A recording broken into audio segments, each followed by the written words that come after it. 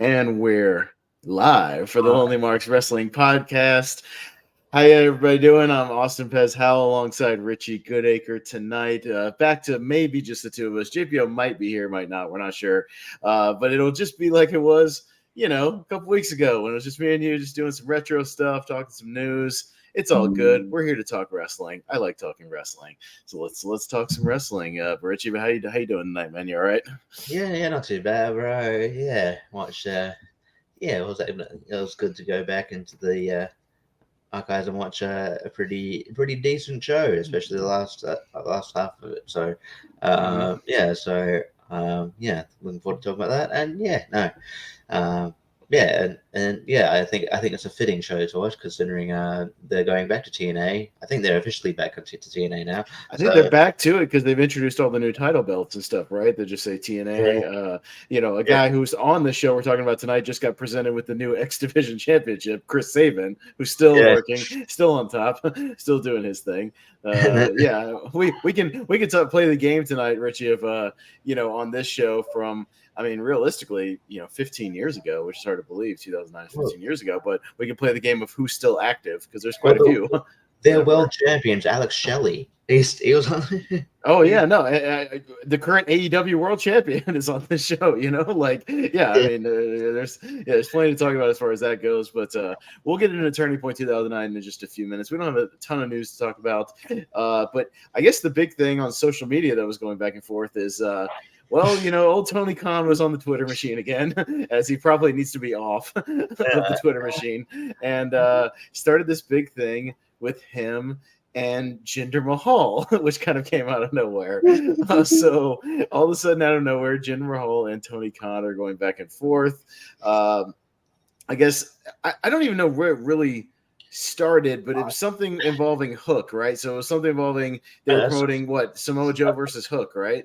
So I guess there was fan criticism that that because Hook is getting they're doing title match against Joe, and he's like, well, what has Hook done to earn a title? But then simultaneously WWE promoting Seth Rollins versus Jinder on Raw for the title, and they're like, well Jinder's lost all these matches, and at least Hook has won all these matches. It's just like, I don't know, like my feeling is that, look, dude, like, people are gonna, it's the internet, people are gonna whinge. Just do your thing. Just promote your shit, like promote your stuff, and quit getting into like little dumb Twitter spats with people online. Yeah, it's like, and you like you sort of he. It started when he sort of replied to a tweet just by the USA channels that tweeted out this. I'm like, just like, I don't know, it was like you're asking for like just to be trolled on. It was just like, again, it's just like, I don't know, like, and what I feel bad for Jinder. What did he do? It's like they've just been calling out his losing streak. It's like, I don't know, like, okay, he has a losing streak, but they're clearly they're clearly trying to give him another push. Just like, let it go. Well, he's not, and it's not like, Jinder's getting his title match on Raw, but like, he's not going to win the title on Raw. Like, that's he's not going to win it. I mean, Seth Rollins is going to have a match with somebody else at the Royal Rumble. Like, he's not going to win the title on Raw and like go into the Rumble or anything. Like, it's not going to happen. So it's just getting off the hype that he got with the segment with The Rock, and like being back or whatever, and getting like a reaction. That's all it is. And it makes sense. And also, I mean, like, not to like put, kind of take sides on the matter or anything, but just like, it's like Seth Rollins and Jinder do have some history where like Seth Rollins beat Jinder in the finals to crown the first NXT champion. So there is like a story to be told there of like, oh yeah, it's for the WWE championship, where it's like, I don't, like, it would be different if it was a pay-per-view, but I don't mind, Hook and Joe. Obviously Joe's going to win, but it's just it's a match. But like, it's just, I think it just comes down to, it's the internet. People are going to bitch either way. Like, you're a nearly 40-year-old man. Get over it. Well, and I'm over here on the outside going, neither one makes any sense. So you're both in the wrong, because Jinder getting a title match out of nowhere, I get it storyline wise, but I mean, there's a point that he hasn't been in the scene for a while. But at the same time, Hook, what his last big match was beating Wheeler Yuta for the FTW title. Okay, in his second title defense ever. Yeah. Of the Oh, belt. yeah. And that automatically elevates you to world championship. Also, at the same time, you're promoting that on Rampage. Wheeler Yuta, the guy Hook beat, is getting a Continental Championship match against Eddie Kingston. That doesn't make any sense at all. At all. Yeah, and like it's like you only it's like you're promoting that wins and losses matter in the company when it suits you. Like it hasn't really like Mattered in a while. It mattered for a little while, and you sort of stopped. You stopped doing like they quietly stopped doing rankings, and then I mean they still have the records and stuff, but they don't really pay much attention to it. I've kind of been annoyed at how they've handled the Continental thing post that tournament. So like his first Eddie Kingston's first defense was against Trent on Collision. Just like, all right. And then it was like against Wheeler Yuta on Rampage, which no one watches. I'm like, okay. Well, again, and Wheeler getting the shot doesn't make any sense when his last match was losing on pay-per-view, so again, okay, whatever. Yeah, give it to somebody who's up and coming, who's like, winning some matches, at least, on Dynamite or Collision or whatever, do something. But, it is what it is. As your dog is probably going to try to tear up the bed as you're doing the thing. Just keep an eye on that. He's a good boy. It's all right. Yeah. George said Brian Nelson will tell us that he's going to the Royal Rumble. Hey, good for you, Brian. You going to the Royal Rumble? Cool. Okay, cool. I guess he's traveling all the way down to Tampa then, because, that's a long way down in Florida. So you got to tell us what number you drew. Yeah, I know. Surprise entrant, Brian Nussbaum, 21. But speaking of the Rumble, we can talk a little bit about the Rumble. Because we have at least a couple of official matches coming off of some of the the TV stuff. So Jacob Barber kind of correctly predicted that 3-way on SmackDown, that it would just kind of fall apart and not go anywhere. And and then we got the announcement that totally tearing up a pillow in the background. Let go of that pillow, damn it. That's not a chew toy. Richie needs that. But no, so Roman Reigns will be officially defending in a fatal 4-way match against LA Knight, Randy Orton, and AJ Styles in a 4-way, which I guess, makes sense to get all those guys in there and get them all in there to get the shot. It should be a fun match for what it is. So, I mean, I'm at least looking forward to, the actual match. I still don't see Roman dropping it, potentially to a WrestleMania, but, I think it'll still be, at least a good match, all said and done. Yeah, I read that they're doing it because, like, initially I think it was going to be just Roman and Randy Orton, but then they're like, wait, Randy. I think someone was like, "Oh, wait, Randy Orton just came back. We don't want to beat him yet." And so, so we'll just make it 4-way. So I'm guessing either LA Knight or AJ will take it. Will take the pin. So I'm guessing he'll do the heel thing where someone will do all the work. He just sneaks in, spears someone, and then Now somebody or maybe an RKO or two somewhere here and there. AJ will do something. He'll sneak in and get his pin. Somebody will interfere. Who knows? the usual Roman suspect. But also we got the official. I am also keeping an eye on Richie's dog in the background, trying to tear up pillows and whatnot. I don't think she doesn't fully get into it. It's just she just does to get for attention, but just throw it around. Give me attention. No, we can't give attention right now. We're talking wrestling. We can't do that. And officially for the U.S. title, Logan's going to defend against Kevin Owens, which we both said makes a lot of sense because Kevin Owens is still kind of a fresh babyface right now, and like I've said, Logan working with these veterans that can help kind of anchor the match and help him out, but make him look good as well. And I think that'll be a good match as well, Richie. Right? Yeah. He was on SmackDown. He was on he was on commentary during the final Kevin Owens match against Santos Escobar, and he was great. He was great. He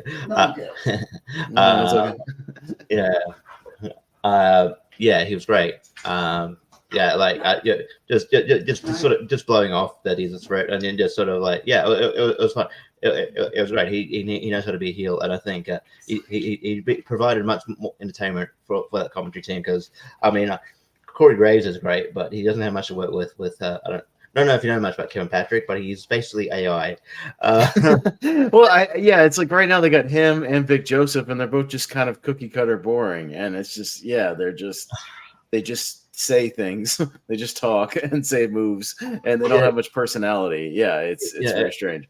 Yeah, so but yeah, it should be fun, and I'm guessing that Logan Paul kind of also like he aligns himself with Grayson Waller and Austin Theory, who are a team, which is interesting. I find it interesting in our team because I've always found like Grayson Waller the better Austin Theory.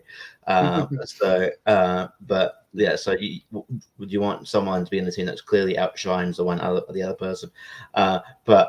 Yeah, like so. As a result of that, I think Kevin Owens showed up on NXT last week, and it cost Grayson Waller a match. So that was fun. Okay. So yeah, but no, it should be good. I think it should be a good match. I think it'll be the first match in years where Kevin in about like look this up, probably like about first match in about like 3 years or so, nearly in a row, where Kevin Owens is not facing Roman Reigns. And it was rumored that he might face him again. It was rumored at one point that he would face him again. Because there was that match. I think they had a last man standing match. I think it was like in 2021, I believe, where they had a last man standing match. But then and then there was a spot where they handcuffed Roman to something. But then the ref had to awkwardly stop counting because Roman wasn't meant to lose, but they couldn't undo the. He couldn't get out of the handcuffs. Yeah, no, it was a big like botch thing. Yeah, really awkward. Time stood still. Yeah, no, I do remember that. That was rough. Yeah. Poor planning all around. But yeah, I'm looking forward to that match. I look forward to most of Logan Paul's matches. Yeah, that should be no exception. I guess people are starting to kind of declare for the Rumble. No surprises yet. On Raw, it's CM Punk and Drew McIntyre and Shinsuke Nakamura, a couple people, nothing really surprising. So yeah, Drew McIntyre, like in his promo, was hinting that he might be done soon, but I don't know. It could just be like he could be just slamming the flames because of the internet. But like his promo is really good. I like this kind of frustrated Drew McIntyre. I don't think so. I don't think he will, but like I wouldn't hate it if he won. I wouldn't hate it if he won the Royal Rumble.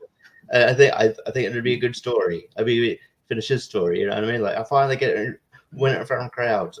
Yeah, it's like because he had some good burns to CM Punk as well. They had a good promo battle where he's like, "Oh, well, you've been here almost. Oh, congratulations! You've been here almost a month now, and you're still here. That's cool." It was cool, and like he's sort of like he's a heel, but he's like at this. You definitely understand where he's coming from. He's like the good movie heels, where like he's a heel, but if you understand their motivation and where they're coming from, you can kind of at least get behind them, a little bit, where their motivations. That's fine. I don't mind that, especially if they make some real points. That's a pretty good point. So Royal Rumble kind of coming together. Obviously got a little more time till it gets here, but it's coming up pretty soon. It'll be here in just a little over 2 weeks. So they're doing this pet peeve thing. I mean, they're teasing Nia Jax might win the women's one. Hopefully not. Oh God, please no. but they always do this thing around Royal Rumble season, and statistically, it just doesn't happen. Where they're like, oh, this person must be the odds-on favorite because they're big. It's like, well, like no, that's not fair at all. That never happens. Like Yokozuna won one year, sure. What else? I guess Undertaker, sure. Undertaker. I mean, if you count Brock Lesnar as a big man, sure. I guess Sheamus, I guess he's not really a man. Yeah, but I mean, like, most of the time, other than Yokozuna, Undertaker, Brock. And I guess the original winner, Big John Studd. Yeah. But I mean, like, other than that, it's usually just been like, regular dudes, most of the time. So, I mean, yes, the big men have had come down sometimes to the final two or whatever.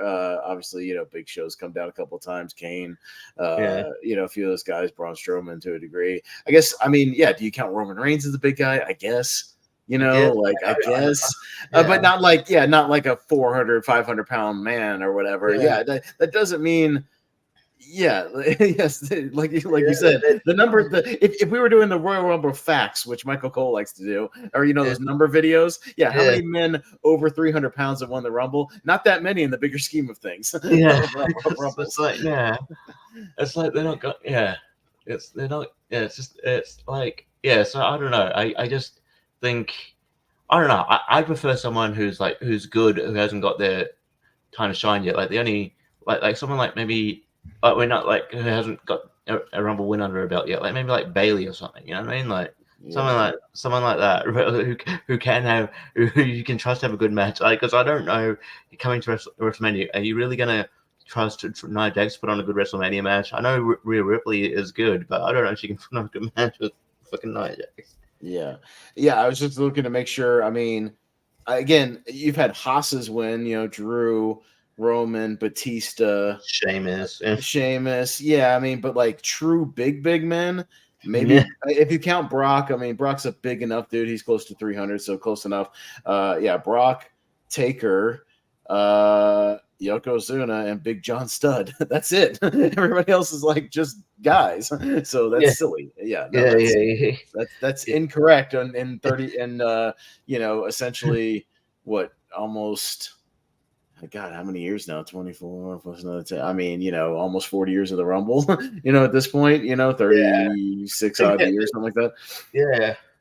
Yeah. So it just seems, I don't know. They're always going to beat that drum because even look, Triple H, don't have to say Triple H is far better than Vince, but he's still he's still very much like cosmetic body guy. You know what I mean? Like, so they're still very much hey, they push big guys. It is sort of still that thing where, I'm sure, I am 100% sure because he's used as a special attraction. I'm 100% sure we'll see Omos in the Men's Royal Rumble. Well, sure. I mean, they always like to have those spots where the big man comes in and, beats everybody up for a minute. He's used as a special attraction because I know he's not that good, but so they can't use him all year. Well, he comes in, he does a couple of spots, but then it calms down and they eliminate him or something. They should do that with Khali. Khali would come in, he would chop a bunch of dudes, do his little pose, and then they would gang up, or somebody else would come in and eliminate him, and he wouldn't be in there that long. You know what I mean? Like he would come to a spot and leave. So, but when he will come out, the announcer's going to be hype out. Oh, how are they going to eliminate him? What's going to happen? I don't know. Like how all the other big men have been eliminated. I mean, he got eliminated last year, just that way. Yeah. take notes from past Rumbles and just I don't know, do something. Yeah, it's silly. But well, I'm sure we'll get our facts and our numbers, and and speaking of numbers, we will the week before the Rumble or the show before the Rumble. We will do what we did last year, which was fun. We'll spin all the 30 numbers, and we'll give everybody numbers for the Rumble between all four of us, and that'll be fun. And it's basically if your person or the person that wins the Rumble comes under your number, you get an extra bonus point for the prediction. So that's fun. And we'll do some surprise entrance predictions. Maybe like a legend or a former star or NXT person, things like that. So we'll do this. That'll be a lot of fun. But that's coming up soon. I don't have much else unless you had anything else, Richie. Otherwise, we'll just move on to the retro review. Particularly. Not overly. Just I think. I mean, they hyped up this is a bit of a dud. They hyped up Triple H, and usually I expect dud announcements from AEW, but WWE will actually hold my beer here because because Triple H is hyping up this big announcement on this presentation thing they had, and I'm like, oh cool, what is it? And people expect them to be big things, and it was just that that Money in the Bank is going to be in Canada. So okay, I get that. I get that you're and it's sort of part of their campaign of doing shows outside US. But they go to Canada all the time. I feel like Canada's not as big of a deal as going to Australia or France or. Yeah, no, going to Europe or Asia or Australia or whatever, a whole nother continent. When you're AEW is going to do a whole stretch of shows in Canada in the next month. They're going to be doing Montreal, Toronto, Vancouver. Like they're doing a whole tour of Canada for like a whole month. So yeah, it's not that big a deal. Like you literally did Money in the Bank in London last year. That was like a bigger deal than Yeah, the Puerto Rico thing was a bigger deal. The fact they're doing the show in Germany this year is like a bigger deal. They haven't done like a big pay-per-view in Germany. Yeah, so I feel like that's Elimination Chamber in Australia, like that's a big deal. Yeah, it's I don't know. Canada, okay. Those mother Canuckers. You know what I'm saying? Yeah. And it's like, okay, cool. That didn't have to be it didn't have to like hype up that announcement. You could have just randomly mention that in like a tweet. Or just or have the announcers do it with a graphic or something. We're happy to tell our Canadian fans of Money in the Bank, blah blah blah. Like, yeah, no big deal. that feels like a Tony Khan announcement. So, anyways, but yeah, this is not really news, but I just found it funny. It's something that popped up just now. It said Fightful Select reports that Ric Flair has not been considered for any in-ring performing in AEW, but has been actively pushing to do more physical spots. Of course he has. You mean like blatantly interfering in matches and not getting disqualified? Yeah. I wonder if he was meant to. Though. Wouldn't shock me if he just did that on his own. Yeah. We all talked about that on it wasn't the last pay-per-view, the one before that. Yeah, where he just blatantly starts hitting Christian, and it's just like, yeah, that should be a disqualification. You're not in the match. But yeah, I don't need to see Ric Flair doing spots. If he wants to be a hype man or something and do promos, that's fine. But yeah, and plug his woo energy, sure. But yeah, I don't need to see him in the ring at all. I think we're good. You're Ric Flair. I don't need to see you have one more match. We're fine. I even Sting to a degree. I'm happy he's going to get this pay-per-view. I'm going to be there for it, get his final match. But even he's starting to get a little choppy in the ring, like missing spots and losing his place and kind of forgetting what's going on. And yeah, it's like it's okay to hang it up and just be retired and be awesome. That's fine. I think people are a bit shitty because it looks like he might, his last match might be a tag match. I'm like, dude, I don't know. He doesn't want to do singles. I don't need him to do a 20-minute singles match. That's fine. I mean, it's funny. Even with Flair, his final, supposedly final one against Shawn Michaels, but that was 20 years ago. That was like a long time ago. He's still in his 50s. Yeah, and he was with Shawn Michaels, who's like one of the greatest performers ever, who can carry you to a great match. Yeah, I don't care who you put him in the ring with. One-on-one, I don't think the Sting thing would work out in a one-on-one match. I'm fine if it's Sting and Darby against whoever. Yeah, that's fine. Put him in there with fucking, I don't know, FTR or something. They'll carry him to a good match. I don't know. It's they teased on Young Bucks, right? They teased Young Bucks, which I'm like, okay. I just don't know if they have the style to do it. No, I don't think they're suited for that. I think somebody like FTR would be better because FTR could do like an old Southern style tag match, which Sting could do still, very like babyface heel, simple stuff. Like I know they're faces too, but as far as a team that could work around his style, I think that's kind of the best fit personally. Yeah. But we'll see what they go with. There's still time before Revolution to see what they actually do. But yeah, I'm fine with the tag match. That's fine. I don't need in a singles match, like he's gonna get like I think he said like earlier last year, he's like, no, I've got no interest in singles matches. That's why we haven't seen him do anything. We would have seen him do a singles match by now. But that's why he comes in. Everybody else can carry it. He comes in, he does a Stinger Splash or two, he puts somebody in the Scorpion Death Lock, he does a Scorpion Death Drop, he stings up, pulls up, whatever you want to call, and there you go. Like he gets the pop. That's really fun. Or if he's nuts, he jumps off a fucking balcony. Or but he jumps off a balcony onto like 9 people. 9 people, right? So there's plenty of people to catch him, and he does it from like 10 feet, like no big deal. Or he does a table spot where he forgets to move out of the way. And and then gets back in the ring and keeps doing stuff. Sells it. Yeah, so that's kind of why. Yeah, it's okay to wrap it up, Sting. We still love you. Just it's all right, man. Just be Sting and be cool.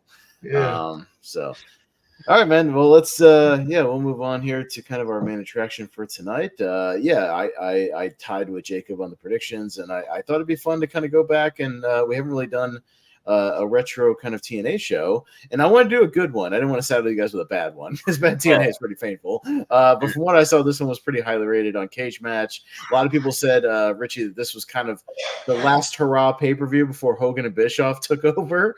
Well, it makes sense because they were hyping. Oh, they were all over the show in video packages. Yes, and it's funny when I saw that I was like, oh, they're kind of technically already here. They're just not really like doing stuff yet, but they've already signed. And I went back and looked. Apparently, about a month before the show, they officially kind of, signed all the paperwork and the contracts. They just hadn't really started showing up on TV and like really making their presence known yet. As far as like I think that would come, pretty much in January, February.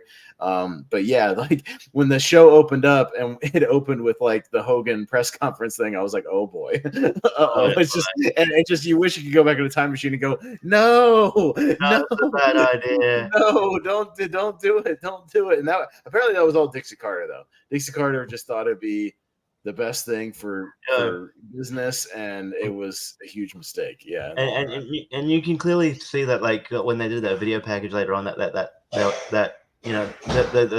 talent were fed lines to say, because Kurt Angle said, "Oh, yeah, this could be like the biggest signing in TNA history," but he looked like he was held at gunpoint to say that. He knows that that's probably going to be a bad idea. Yeah, it's gonna be terrible. People forget too that like Hulk Hogan and Bischoff came in, but initially it was Hogan, Bischoff, and then like, I think Brian Knobbs popped up, like the Nasty Boys, like Val Venus was there for some reason for a bit, like Sean Morley, I think. And so there's a few people from that because he did like a Hulkamania tour thing. Like before that, and I went to one of the shows. It was really bad in Australia, but and a few people from there, like obviously Ric Flair would come in later on, just a bit later on, but it was just like he brought his buddies in, but like people who are like like I don't think anyone was like. I don't mind Val Venus as a worker, but no one's clamoring, "Oh, we need to sign Val Venus." No, he's the hot new signing that we need on this roster. Yeah, right now. No, I mean, because you look at this card and this talent. We'll obviously talk about it as we get through it. But I think they had a nice mix of established people on the show, but we're still showcasing a lot of the younger talent. Still showcasing the X division, still showcasing some people that were former Fed, but pushing them as like. Probably harder than they were pushed in WWE, things like that. So we'll talk about like, Matt Morgan and whatnot, some of those guys, but they had their own nice little roster here going. And to bring in Hogan and Bischoff, and then they would bring in even more of their old buddies. It just ended up being a bad idea. And you can see all kinds of articles, sort of retrospective articles going like, that was kind of the beginning of the end for a while for TNA.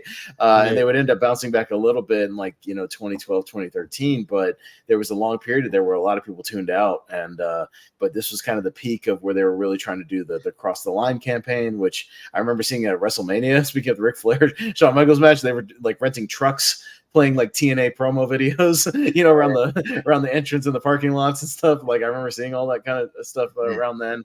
But I mean, they were still like pretty hot, and they still had a pretty rabid fan base, following their stuff as an alternate. And I mean, it's a shame what would end up happening in the next year or two. But it is. I mean, I give them credit. It is like it's it is miraculous that like that there's still a show and they're doing pretty all right today. Especially like around like probably mid 2010s or whatever. Like it. Oh, we were just waiting. I mean, waiting for they're going to go out of business. The financially that they got kicked out of so many channels that their television deal is getting worse and worse. And Dixie Carter didn't know what she was doing. Well, and then once everybody started tuning out and they started doing dumb stuff with Hogan Bischoff, we were like, okay, this is it. It's over. Any day now, they're going to announce that it's done, it's finished. We're going out, and then you had more. They kept hanging in there with the little bit of money they had and chugging along, and then they kind of eventually. Rebranded to just Impact, got dumped the TNA name, and then kind of calmed down a little bit and got more to like. And I think distance themselves from Dixie Carter, and then the show gradually got better. Like, but then I think damage is done in the sense that like the show's getting better, but it's on a network that not as many people watch. So it's like this hidden gemness almost. Yeah. No, I mean, yeah. So we could go on a whole thing about the history of TNA, but just for a little context of where this was, this is pretty much right before they came in. A lot of people said kind of their last great pay-per-view for a little while before all the stupid decisions started happening and the TV got worse. But we are talking about TNA Turning Point 2009. It's November 15th, 2009, from the Impact Zone in Orlando at Universal Studios, which I've been to several times, and I've actually seen 2 pay-per-views live from there from I think around 2007, 2008. I did not go to this one. We got Mike Tenay and Taz on commentary. And if you're wondering, where's Don West? Well, you don't have to wonder long because he's in the first match accompanying Amazing Red. Did you remember this? I totally forgot he managed the only thing I remember about Don West, I remember he turned heel at one point. Like he turned heel on Mike Tenay and like became like an on-air bad guy. But I didn't remember. Out of nowhere too, because he just like I remember like Mike Tenay running down a card. And he goes, "Oh, why didn't you just kiss Sting's ass?" And then like, what? And he just like does this promo and like walks out. Yeah, it was weird. But I mean, whatever. But yeah, I when the show started, I was like, oh, where's Don West? And then again, I didn't have to wait long because our opening match is for the X Division title. It is the challenger Homicide versus the Amazing Red, being accompanied by his personal promoter, Don West, which again, I also had no memory of personal promoter Don West with the Amazing Red. So very strange. I like how his voice is so loud that like he didn't have like a microphone or anything, but I could still hear everything he was saying. No, I wrote it halfway through this match and taking my notes, Richie, as I do. I wrote off to the side, Don West is very loud on the outside. I can hear every word he's yelling. And all the microphones on the cameras can pick him up, even just yelling at Red the whole time. Yeah, if you just want to pay attention to him, you can pretty much hear every word he says in this matchup. So he's on the outside doing his thing. You can tell it's him, obviously.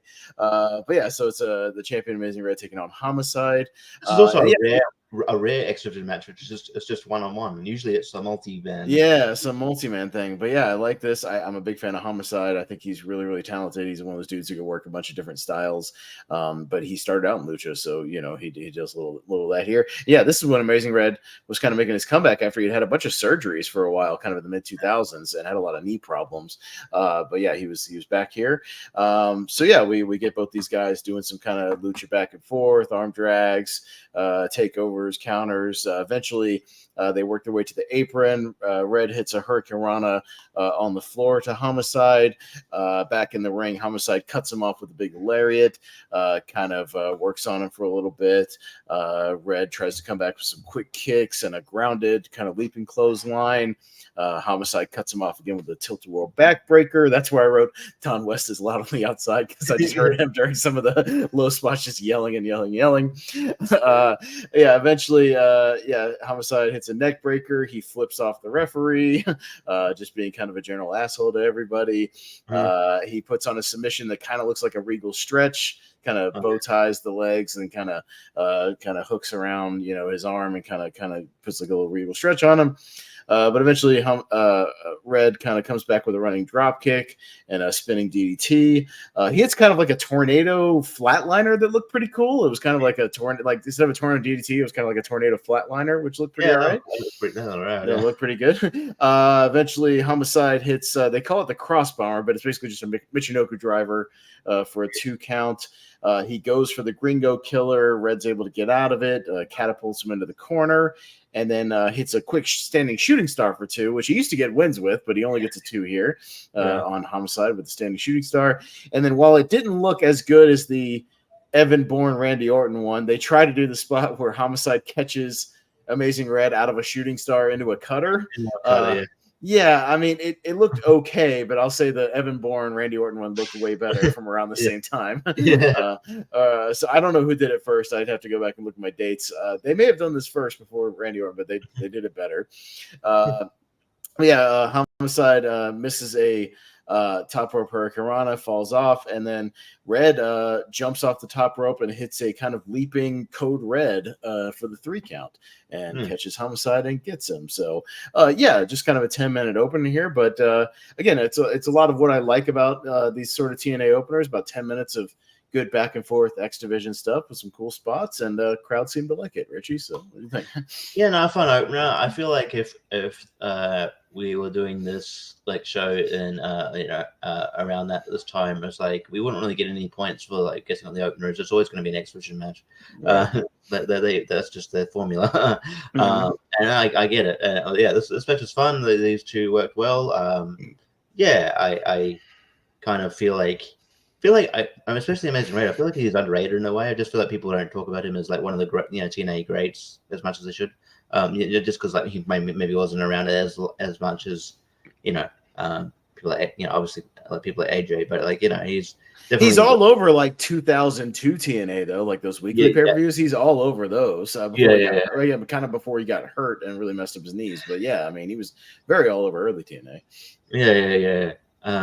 So yeah, like no, this match is really good. I do like it. Yeah, like they I mean, like I always liked Homicide. I like Gringo Killer as a finisher. I believe it used to be called the Cop Killer, but they have to. Yeah, it was called the Cop Killer in Ring of Honor, but they were like, yeah, let's not do that on television. But you're doing this LAX. Latino thing. You can call it the Gringo Killer. That's fine. that's better. A little more PC. But yeah, it used to be called the Cop Killer in Ring of Honor. But it's basically the Vertebreaker. But every time he would hit it, it always looked pretty nasty and gross whenever he would hit it. Yeah. So no, this was a great match. Decent opener, and I missed Donna West. Yeah, no, I kind of wish he was on this one because I feel like Mike Tenay and Taz were still fresh as a team, and I think they were still trying to figure out their chemistry because they had, commentary was okay, but I feel like they hadn't like quite figured out their dynamic yet or something. Yeah, well, Taz wasn't at his like jovial, funniest, like banter as he usually. Yeah. So I think he was trying to feel out like what worked with Tenay or what he would laugh at or how it would work. Like it was, but I mean it wasn't bad. Like it didn't annoy me or anything. It was just kind of there. But yeah, we get our next matchup. It's for the Knockouts tag team and singles title. Again, they kind of explained how this would work, but I don't know. I didn't get it. Somehow all the titles were on the line in a 6-person tag team match. So it is the challengers of all 3 beautiful people, Velvet Sky, Madison Rain, and Lacey, everyone's favorite Lacey Von Herrick. Oh, yeah. Which, by the way, there was a sign in the crowd that said Lacey Von Botch. I thought was funny. Versus the Knockout champion, ODB, and the Knockout tag team champions, Sarita and Taylor Wilde. And yeah, just to say, like, I wasn't as familiar with the Sarita and Taylor Wilde team, but I thought they made a pretty good team. I kind of liked some of the stuff they did in this match. Overall. I used to like Sarita. I vaguely remember. I think one of them. There was Sarita and Rosita. I'm pretty sure Rosita was Lena Vega, right? You tell me, man. I have no idea on this TNA stuff. Yeah, this is where I had fallen off from watching TNA. Quickly. So yeah, or excuse me, regularly. I watched TNA from about 04 to 07 maybe. Then I kind of dropped off. I don't remember this team. I do vaguely remember the beautiful people, but I didn't really see a lot of their stuff. I guess their gimmick is they're hot and they scream a lot. Is that their gimmick, Richie? Because I feel like that's what their gimmick was in this match. Oh, the beautiful people. Beautiful people. Yeah, beautiful people were they're basically, I'm gonna put it like they're kind of like, I guess they're kind of like Laycool, but a bit more provocative. I guess they're a bit bitchy, and you remember Michelle McCool and Layla, like they're a bit more bitchy, and I don't know. I thought they were really they're really charismatic, really good. I think they're probably at the best with when it was just Angelina Love, Velvet Sky, and Madison Rain. I do feel like Lacey Von Erich kind of put it down a peg a little bit, but I guess they just they had it there when they wanted to have something further to do. But but yeah, beautiful people. They at one point they had I don't know if it worked, but they had Billy Gunn in the team. He goes cute Kip. Cute Kip. Oh Jesus. Yeah, yeah, and just yeah. Honestly, I feel like Billy Gunn will do anything for money. Maybe, but I mean, dude's been in the business forever. I feel like he's been doing that. He's got a similar gimmick now, even with the acclaimed thing. To be honest, it's very I don't know. It's similar, but yeah. Sarita is Sarah Stock, who I think she works as a trainer for AEW now. But yeah. Okay. So Rosita, who is I think a tag partner with Sarita, is Zelina Vega, if I'm not mistaken. So yeah. Jonathan was asking. He thinks it's the last appearance of Don West on a TNA pay-per-view, which might be because. Yeah, I can't really see anything in his Wikipedia. It just says the last thing it has really before he would given his notice was that he became Amazing Red's manager. That's all I got. So I can't confirm if this is the last pay-per-view. I don't know. I think that he probably saw the writing on the wall because, obviously him being a manager of Amazing Red, probably had like a bit of a shelf life, and they weren't going to put him back on commentary. So, unfortunately, so yeah, and yeah, that sucks. But I would have thought maybe, I don't know, would he have worked in WWE? I don't know. Like he could definitely be like a post show guy. Like, oh my god. Yeah. Well, it used to be a really his hype things he would do at the end of the weekly pay-per-views, like Brian and talking were really great. And I went back and watched them where he would hype up the next show or the next match. Like he could have been that guy to hype up the cards or whatever, like do promo videos. I would have watched those, just like him run down a card, not to the extent of trying to do it as fast as Excalibur does it, but run it down one by one and really hype it up. Yeah, he could be a fun hype guy. I feel bad for Excalibur because it was like. He'll do it well when it was like Dynamite and Rampage. And what does Tony Khan do? Add more shows. So he's like, God damn it. Oh shit, I gotta run down all this stuff. But yeah, getting back to this, it's Beautiful People versus ODB, Sarita Taylor Wilde. Sarita kind of starts out working over one of the Beautiful People. I could not tell who it was. I got these three confused very quickly about who was who. So I apologize. Eventually, Madison Rain tags in. Kind of goes one-on-one with ODB. ODB does what I can only describe as a running boob block. She stuck her boobs out there and ran over a couple of people. I swear that's what she did because she has giant boobs and she just stuck them out there. And instead of doing shoulder blocks, she's doing boob blocks. So Sarita tags back in, hits a couple of quick lucha style moves. She kind of did a thing where she kind of flipped Madison Rain onto one of the other Beautiful People. Again, I was getting confused, so I apologize. I couldn't keep track of them. I think neither could Mike Tenay because he wasn't saying a whole other names either. I think Mike Tenay was even getting confused because they're all like three blondes all wearing pink outfits, and I got very confused very fast. So eventually there's some heat on Taylor Wilde. ODB eventually gets this match was only like 6 minutes, so it didn't go that long. ODB eventually gets a hot tag, kind of breaks down, starts attacking everybody. Beautiful People will try to triple team her, but she is able to break out of it, hits one, hits the other, and eventually hits Velvet Sky with a TKO for the 3 count. But yeah, really short match. Not a whole lot going on here, like I said, other than Beautiful People constantly screaming and just yelling and trying to get some things, and ODB just being the bigger person and just mauling them. That was really all there was to it. Not a whole lot. Yeah. So yeah. Taylor Wilde, by the way, still in Impact. I mean, she went away and came back, but she's in Impact. Yeah, she's still wrestling for Impact, and I mean. John said Billy Gunn's been on like every wrestling podcast lately, so I maybe he's got a lot of stories, I'm sure. And I mean Madison Rain she still wrestles. She works as an agent for AEW, but yeah. So there's I think ODB hasn't retired. She still does stuff down here, and she runs a food truck. So I did read that on her Wikipedia page. She has like ODB's slamming sandwiches or something like that, whatever it's called. I don't know. She is basically her gimmick, which is fun. I like ODB. No, I didn't mind her. I thought she was fun. I do remember her vaguely because she had kind of started coming around a few years before. So, she was all right for what it was. She was signed to WWE at one point, but she never made it to the past OVW, which is crazy to me. I thought she would catch on to the main run. It should catch on with the crowd, but whatever. No, probably because she wasn't like a former fitness model or something. We can't use her. She was conventionally good looking or whatever. Yeah, right. We go to the back, and we're with Desmond Wolfe, who I for the longest time, because I wasn't watching it, I did not realize that was Nigel McGuinness for the longest time, but or at least didn't know when I would just see his name. But yeah, it's Nigel McGuinness, but they changed the name. He's Desmond Wolfe here. So apparently, just about a month or so ago, he had started attacking Kurt Angle, trying to make a name for himself, and going to attack the top guy. This is a weird promo, Richie, because he keeps his promo style is weird because I keep thinking he keeps doing wolf puns.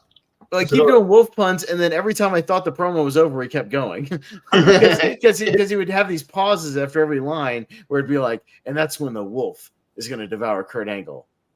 And also, I've also got the number of Kurt Angle.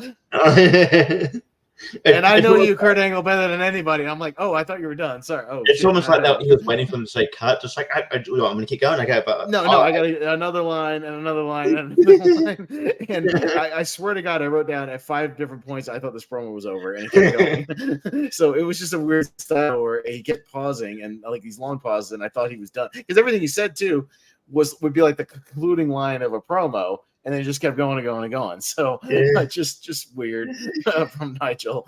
Yeah, like almost like they just needed to kill time. So like, just keep going. All right, do another wolf pun. Okay, so I'll eat you up. I don't know. So I'm gonna stalk you. Whatever. So yeah, he cuts his promo, and we move on. Match number 3, we got a 3-way tag team title match. I hate 3-way tag team title matches, by the way. I don't like these style of matches where it's three teams going for one title. I don't, and it's not elimination. But 3 teams, and then like you can just I don't know. Like I feel like you should only be like I think this is my friend's Robert's Pepe like, but you're allowed to tag any like I don't know. You're allowed to tag anybody. Right. Nah. Well, to me, if you're going to do this, Richie, if you're going to do elimination, that's fine. Because then if a team gets eliminated, then it becomes a one-on-one match, then that's fine. Or it needs to be tornado style, to where it's just like everybody in the ring, at once or whatever. I hate this thing, where it's you can tag anybody and whoever's legal, gets the. I don't know. I just don't. I lost track of it legal at some point. I think the ref did as well. I'm sure the ref did as well. It just becomes whatever. I didn't keep track of that either. But it is Beer Money, James Storm, and Robert Roode taking on the Motor City Machine Guns, who are still very much active, by the way. Alex Shelley and Chris Sabin. the excellent champion and the world heavyweight champion, respectively. Right. So, both these guys still very much on the top of their game. And against the British Invasion of Brutus Magnus and Doug Williams. Brutus Magnus, who is currently known as Nick Aldis, the general manager of SmackDown. And I think Doug Williams just retired. I think he didn't retire. I was going to say I thought something about he pretty much retired, but I like Doug Williams. He was good. I think he's underrated. I thought he's underrated. I like the chaos, this chaos theory German suplex. Oh yeah, no, that's good stuff. It's kind of a 3-way. Like I said, crowd is really, really behind the Motor City Machine Guns. They're big on them. They like Beer Money, but they just like the Machine Guns more in this matchup. They're really behind Shelley and Sabin, who, as we just said, Chris Sabin, the current X Division champion, Alex Shelley, the heavyweight champion. Both these guys still doing quite well for themselves. Beer Money start out kind of working over the Brits. Eventually, Shelley tags himself in. The Guns kind of take out Robert Roode on the outside with some kicks and some punt kicks, things like that. Williams and Sabin are inside, going back and forth. The Guns eventually hit some sandwich kicks on Brutus Magnus, where one guy kicks the front, one guy kicks the back. The Brits go to work on Sabin eventually, putting some heat on him. Storm gets a blind tag, and eventually the Beer Money starts double teaming Doug Williams with some suplexes. All 4 guys eventually start going 4-on-2 on the Brits and just beating them down over and over again, hitting a bunch of corner shots, avalanches, big running drop kicks. All kinds of things. Sabin misses a slingshot eventually. Doug hits his Chaos Theory German suplex, which always looked really good. I think he hit it on Sabin in this match and looked great. On Dynamite, I think a couple weeks ago, Kenosuke Takeshita hit that on Darby Allin on the rampway. Yeah, I saw that. Holy shit. No, didn't he roll backwards like 3 times and then hit it or something like that on the ramp away? Yeah, and it looked disgusting. And of course it was Darby Allin. Of course it was. But Beer Money eventually kind of take over the ring for a minute. They hit a catapult into a DDT, which looked pretty good. Eric Young comes out and starts to interfere in the matchup. He's got the global title. I don't remember this title. I think it was like it was. They've had different names for it. I think it was. Remember, there was one title that was called the Legends title. Remember when like Booker T had it? They kind of reference that, or at least Nash does at some point. I think he calls it Legends that title, and I believe then I believe it was a global title. Then it becomes a TV title. Okay, so he comes out. I think they get rid of it, and then now I think the TV titles now the digital title, like the digital media. Yeah. Okay. Yeah. No, I remember seeing something about introducing the new digital title. But anyways, Eric Young comes out. He's kind of trying to interfere. Referee's trying to get him out of there. Nash comes out behind him, grabs the title. They go back and forth. Storm comes to go after Eric Young, but Nash hits James Storm with the global title. Announcers are very confused, as was most of the audience. But eventually back inside, Bobby Roode hits an elbow, and they hit a spine buster for Roode gets hit with an elbow into a Doug Williams spine buster for a 3 count, and the British Invasion retain their titles amidst all the chaos. Kind of a decent matchup for the most part until kind of a weird overbooked, focus on something else. And that would be the theme of Hulk Hogan and Eric Bischoff going forward, where you would have a good match that would be ruined by the finish, and then Nash is interviewed about it afterwards, and he's just like, "Oh, basically, I did it for Hulk Hogan, and I don't think they ever follow up on this." I was gonna say we'll get to that promo because I was like, oh boy, this is the start of something bad. But I mean, overall thoughts on the match. I know it was kind of sloppy at the end, but again, it was quick stuff, back and forth, not too bad, but a little chaotic at times. I mean, it's got good work, isn't it? So that's a good match. I don't think people realize like Nick Aldis Magnus, like when he first came in, I think he was like green and he wasn't that good at all. Because I think they put, he came in from like the UK Gladiators, and like he only had like a limited amount of wrestling ability. He was sort of pushed out there a bit, too early. So it's remarkable that he actually turned out to be a very good wrestler. He's like he was like the one thing people would watch NWA for, and then when he left, it kind of all went to shit for that company. You mean Tyrus didn't pick up the mantle and carry it for the NWA after that? Did you watch the Ring the Hawks newest video? It's on Tyrus. Oh no, I need to. Yeah, I saw it was on Tyrus, but I haven't watched it yet. That's right. Isn't it about his NWA run, like about his greatest champion or something? Yeah, I need to watch that. So that's good stuff. I introduced Richie to Ring of the Hawk, by the way. So you're welcome. Because now you can't go anywhere without we watch. I swear I kept waiting for Jeff Jarrett to show up on the show, and he never did. He shows up in the NWA shows that Tyrus is on. Does he do the Wild Slap Nuts appears? And guess what? Wild Slap Nuts appeared because Jeff Jarrett has to be on every promotion. Of course. I swear I kept waiting for him to show up here, but he's not here in this show. And I was like, I swear even these retro reviews, we've watched like shows from all over the place, and I swear he's on like every other show. He was everywhere all the time at every promotion. Anyway, you can tell that Magnus is getting better here, I think, and being with a veteran that with like Doug Williams always helps. But it's a good match. I always liked Beer Money's babyface entrance when they come down like sitting at like the cooler. It's kind of cool with 1-on-1. Beer Money's my favorite tag. It's like two of the best tag teams, in like my favorite tag teams ever. Like Machine Guns and Beer Money going at it. It can't go wrong. But just sort of marred by a convoluted ending, like going forth, you'd see a lot of that. Anyways, we get a little flashback.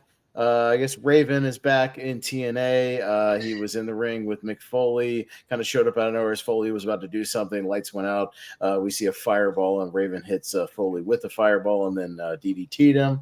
And I do not remember this at all. I don't remember that either. Raven and Foley having a return thing. I mean, vaguely, I remember them having some kind of hardcore thing, but yeah, okay. Sure. I guess in 2010 they ended up having a match. Sure. I mean, I remember Foley being like champion and stuff, but you know, it's yeah, it's I didn't remember that spot in particular. But yeah, and then we get as you referenced, Kevin Nash backstage to explain himself to Jeremy Borash, and the whole thing is about don't worry about it. Hulk knows why I did it. You know, hey, what's up, buddy? Hey, Hulk, how's it going? Welcome back.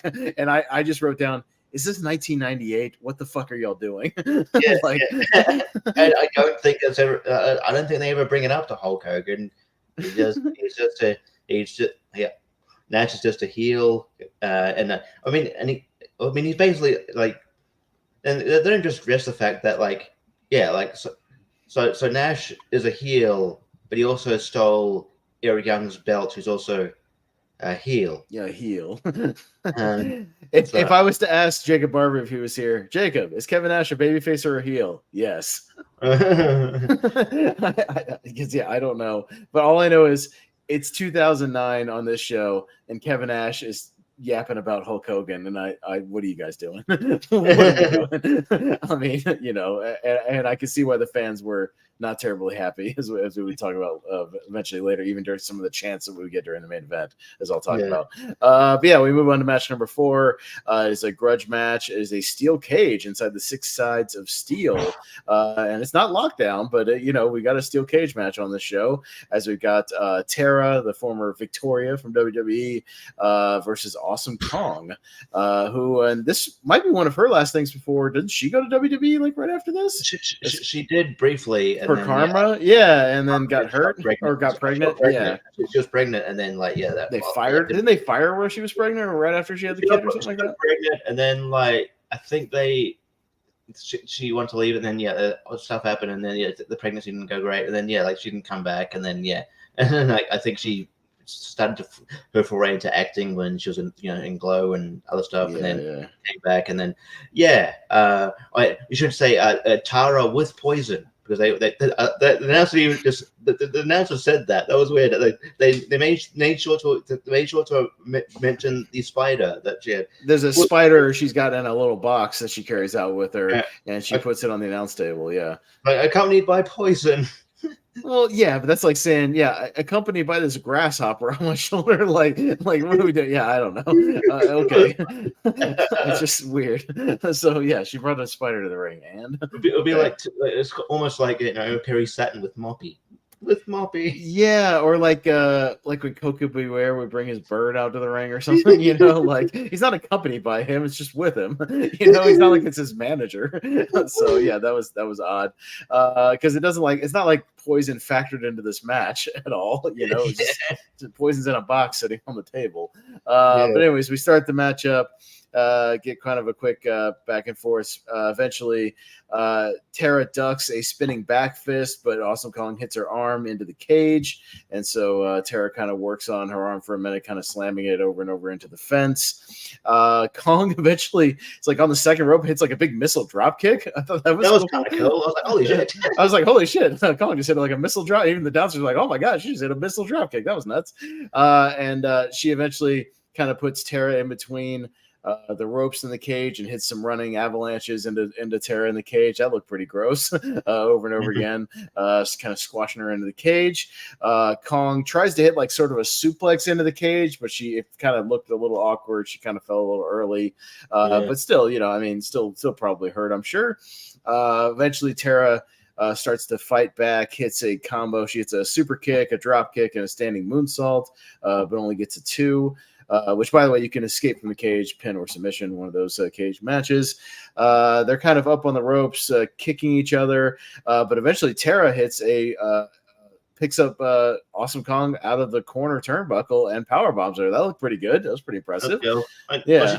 she tried to go for Widow's Peak beforehand. I'm like, man, that'd be kind of cool. That. if she could do it, but yeah, that would be really impressive. But yeah, she hit the running power bomb. That got a big pop, and eventually you think she's going to go up and escape the cage, but she hit a crossbody off the top, not quite the top of the cage. She was kind of a step or two down, but she was basically near the top. And almost the way she landed looked like a body press or something instead of like a Lou Thez press instead of a cross body. Yeah, like I think I've seen like a similar, like I think like Mickey James might have done something similar to a top thing. It's sort of what she does. Yeah.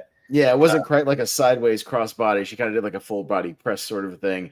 But anyways, yeah, she hits it off the cage and is able to get the pin on Awesome Kong for the 3. So yeah, I mean, again, not a super long match, but a decent little fight here. What'd you think? Not bad. Yeah, I thought this was decent. Yeah, I am kind of. I liked Tara's run here, Victoria's run, because I thought she I liked her in WWE, and I thought she was really good at playing her character. Well, at least when she was a heel, I didn't. They always turn like evil heels until even there's a period where if you're an evil heel, if you're going to be babyface, you're going to be a dancing babyface, and that's what they did with Victoria. Yeah. When she came in into Tara, she's like, at least when she was babyface, it was something sort of closely resembling her sort of heel character. And then I think she was, they treated her really well. I think in a lot of ways, TNA were kind of, for all the flack they get, they were kind of ahead of the times with how they treated the women's division. Like they were, the women's division was like, kind of one of the best, in the world at this point, just because I have the quality of it. And Tara was really good. I still don't think she gets her just dues. I think hopefully eventually Victoria gets in the Hall of Fame. No, I was a big fan of Victoria, like especially around the 02 to like 04, 05. Like she was one of my favorites. Like I really loved Victoria. She was great. So hopefully I'm guessing you'd have to think that in the next couple of years she'll get that call. She should be a shoo-in. Yeah, she should be. So yeah, no, but this match was good. There wasn't like a lot of like big spots, but the big spots were impressive and it was cool. The missile drop kick, that was insane. It was like when almost like when like when you're watching WCW and then like the giant did a missile drop kick, like holy shit, just out of nowhere, so not bad stuff there. We go on to another multi-man match. We've got a 6-man tag team match with Team 3D. I never want to say Bully Ray and Devon. I always just say Bubba. So awkward to try to say that. Bully Ray, and then the way it's spelled, the way the Devon is spelled, it looks like Devon. Devon, Devon, versus the Pope, D'Angelo Dinero, the former Elijah Burke, Matt Morgan, and Hernandez, who's just, they keep calling him, what do they keep calling him? Like Supermax. Yeah. So, okay. Fun fact, Richie, I've worked with 3 of these guys. Can you guess which one of them okay, I'll tell you the 3 I've worked with at shows, and you tell me which one you think was a dick, and I'll tell you if you're correct. I've worked with Devon, Matt Morgan, and the Pope. Which one was a dick?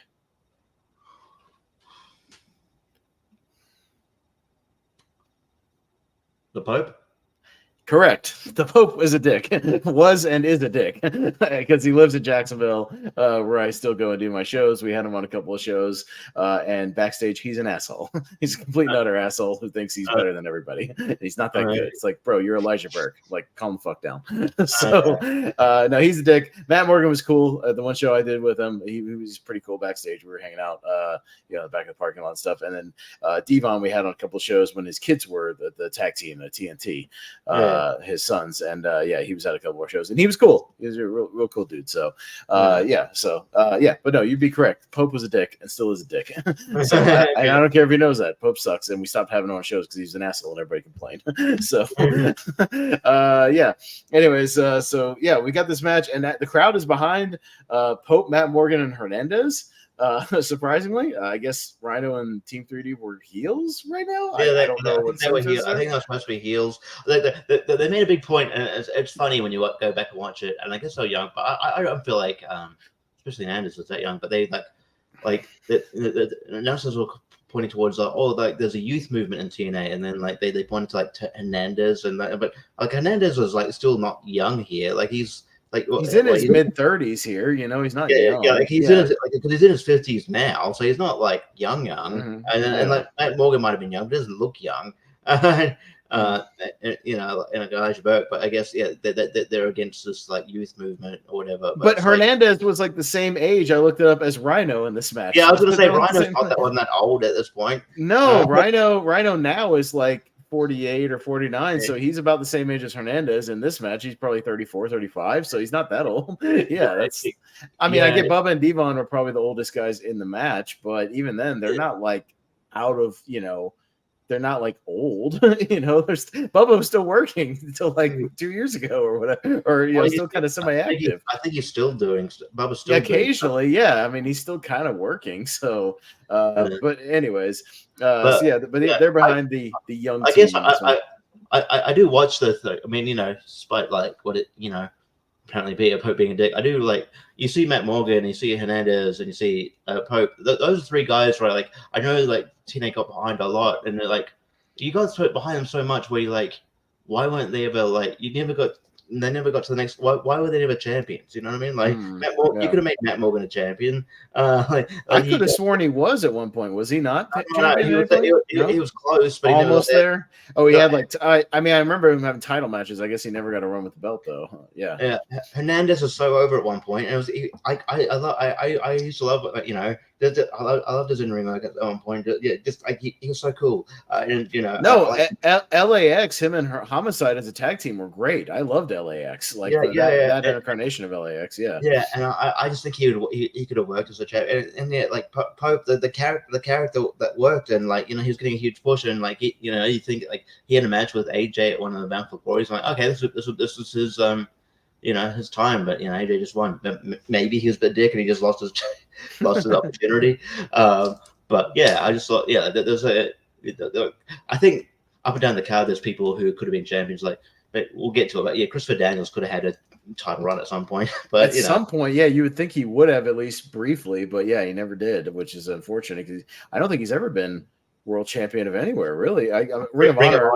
Other than Ring of Honor, like I know because he eventually beat CM Punk in Ring of Honor, but it's like, but outside of Ring of Honor, you thought he would have been in TNA at some point because he was X Division champion or tag team champion, but never world champion. So it's unfortunate. This match is pretty fun, but I guess the story was that like maybe Burke and Hernandez, was it Hernandez? Like Burke kind of maybe was on the cusp of turning babyface something, and that so that they weren't going to trust him, but he kind of proved that they could trust him or whatever. But it was weird because like I guess that the Team 3D and Rhino were heels, but they weren't. I guess beyond like kind of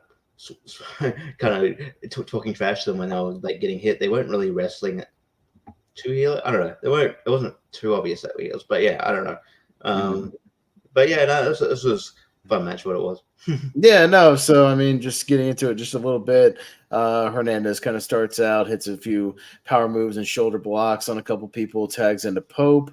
Pope and Bubba kind of go back and forth. Bubba slaps him, and Pope hits a ridiculous double leg takedown on Bubba. Just fucking leveled him with this double leg. It looked really good. And kind of goes to work on him. Eventually, he gets cut off, though, with a Bubba bomb, and they kind of work him over just for a few minutes. Eventually, Matt Morgan gets in there with Rhino. Hits a discus lariat. The match kind of breaks down a little bit for a little while. All six guys kind of going at it. Pope kind of runs interference and takes, I guess, a reverse DDT or reverse 3D for Morgan or Hernandez. Like he throws himself into the way. The announcers didn't know what was going on, and I thought it was pretty obvious that he like threw himself in harm's way and like took the move instead or something. Like he's pushing Hernandez out of the ring, but like he was pushing him out of the way to keep him from Yeah, taking the move. Taking the move. I thought that was like, but they were confused. Once I saw the replay, I knew what would happen. It's fine. But yeah, Rhino goes to work on Pope, puts a little heat on him for a minute. There's some diving headbutts. Pope tries some reverse pins but gets cut off. Eventually, Matt Morgan gets a hot tag, hits some elbows to Rhino, hits a couple of power moves. Hernandez hits some spine busters to all three guys, and then they all roll out of the ring, and he hits his big flying, leap over the top rope, which always looked really good for a big man. It always looked great. He was a very athletic dude. Mm-hmm. Let's see. There's a top rope move to Rhino. Morgan choke slams Bubba. At one point, Pope gets pulled into the post, crotch first, and eventually, while the ref is distracted with that, Devon hits Hernandez with a chair in the gut, and then that allows, and then he turns around and gets hit with the gore from Rhino to give 3D and Rhino the win. Like I said, a little chaotic again at times, but not a bad little match for what it was. Yeah. Well, it's cool. I mean, I wasn't expecting it because there's a running joke, especially now, that Rhino, especially in TNA, that Rhino rarely wins on pay-per-view. So and he won. He got the pin for them. I'm like, oh, okay, cool.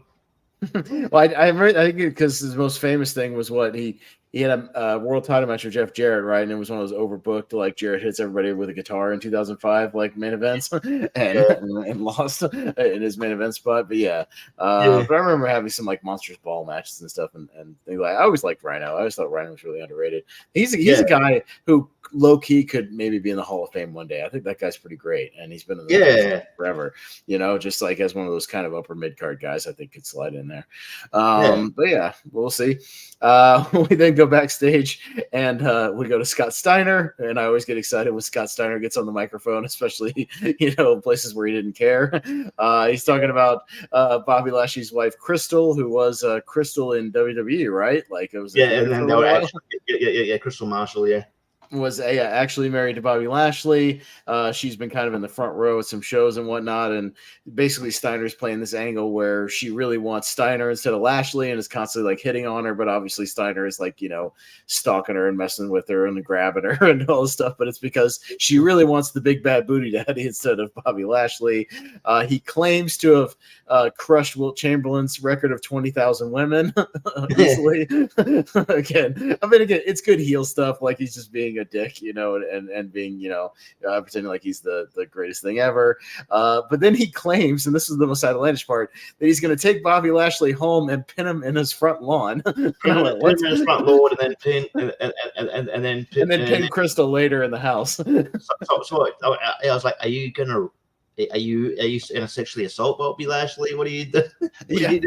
So that was the weirdest part. But I also looked up, and they announced Lashley from like Colorado. I'm like, are you gonna fly him on an airplane to Colorado and then pin him in his front yard? That might take longer than your match is gonna allow, because they're in Orlando right now.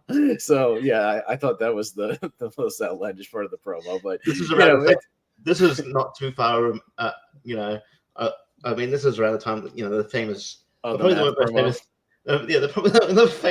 most famous things in Impact is the TNA's history. It's the math promo. No, Steiner was just out of his mind here as usual, but it was a typical, it was hilarious. It was funny. It was exaggerated and nonsensical, and I enjoyed it for what it was. Steiner just being a maniac. But it leads into a match that started out as just a regular match of Steiner and Lashley, and it was announced that it will now be a no DQ Falls Count Anywhere match. So these guys can kind of settle their score. Bobby Lashley, again, this is 15 years ago, still looks exactly the same now on WWE. Yeah, I totally forgot that, because Bobby Lashley, he ended up having a better run in Impact later on. I forgot he had this run. And this is they constantly called him the boss, Bobby Lashley. The boss, yeah. I think that was one that didn't quite catch on. Eventually, when they sort of I remember seeing a Reddit thread about what's the weirdest nickname that announcers or whoever tried to push that went nowhere. You could probably add this to that. The boss, yeah. And this was also when he was trying to do this and then do Strike Force, and then he realized he couldn't. Right. Because they were promoting him as an undefeated MMA fighter. He's the the two sport guy or whatever. Yeah, they were pushing that kind of during this match. So they start out brawling on the aisle. They're kind of hit some chair shots here and there to the back, roll back in the ring. Lashley's hitting shoulder blocks and some suplexes, a spine buster. Eventually hits a T-bone suplex. And then Steiner kind of turns the table, starts hitting some of his belly-to-belly overhead suplexes, kind of back and forth. Another overhead suplex, and then he hits his top rope Frankensteiner, which is still impressive that he could do that. In his later age. Frankensteiner, yeah. I feel like Lashley might have mistimed it a little. Yeah, on Lashley's part, he might have mistimed it a little bit, but it still looked kind of cool. It still looked decent, yeah. Lashley press slams Steiner onto the ropes, which again, Steiner's a big dude. He's not a small guy, so for Bobby Lashley to freaking gorilla press him, that dude's a very strong man. He's a freaky big guy.